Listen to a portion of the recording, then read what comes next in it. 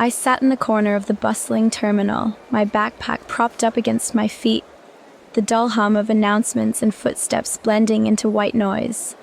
Heathrow Airport felt colder than I remembered, or maybe it was just the emptiness settling in now that my trip was over.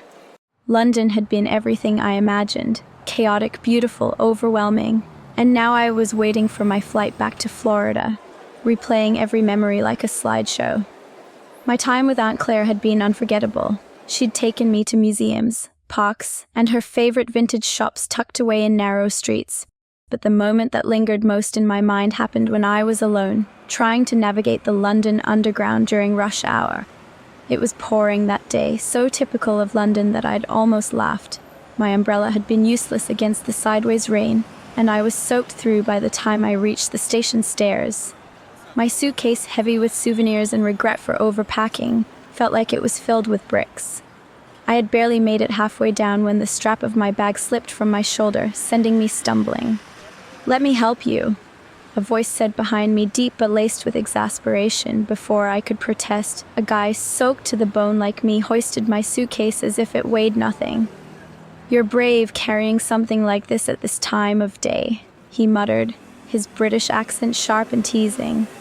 Embarrassed, I mumbled an apology, clutching my bag as we boarded the train together.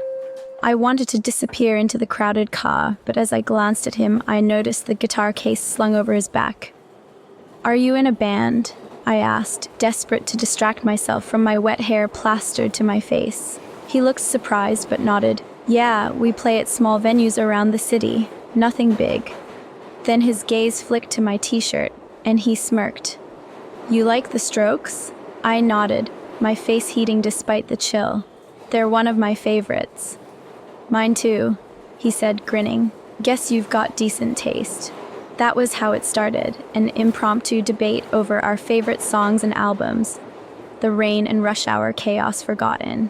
When he mentioned his band had a gig that weekend, I surprised myself by agreeing to come. "But only if my aunt can come too," I added, still cautious about London at night. He laughed. "Deal. Bring your whole family if you want." The gig was in a dimly lit pub, the kind of place that smelled like old wood and dreams. My aunt, surprisingly a fan of rock and roll, fit right in, cheering louder than anyone. Jamie was magnetic on stage, his fingers dancing across the guitar strings like he was born to play. At one point his eyes met mine, and for a second it felt like the song was just for me. After the show, we found a quiet corner booth while my aunt befriended the bartender. Jamie spoke about his dreams of becoming an engineer and the scholarships he was chasing. His determination was inspiring, and when I reached out to touch his hand, he gave me a shy smile that made my heart race. Over the next few days, we explored the city together. On a walk by the Thames at sunset, his knee brushed mine. He leaned in close, his breath warm against my cheek. "You're something special," he whispered, his eyes holding mine. By the time I had to leave, the goodbye felt impossibly hard. At the airport, he hugged me tightly and pressed a worn guitar pick into my hand. "For luck," he said. "One day I'll find you again," he whispered. I nodded, tears blurring my vision. "Yeah, we will."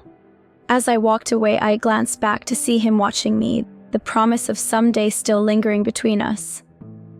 Now, as I boarded my plane, I couldn't shake the feeling that I'd left someone behind. Back in Florida, the days stretched out, quieter and lonelier without Jamie. And then, a week later, my phone buzzed with a message. It was from Jamie.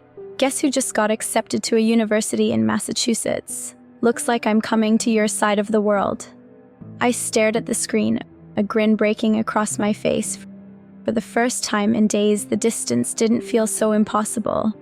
Maybe, just maybe, this wasn't the end of our story, just the beginning.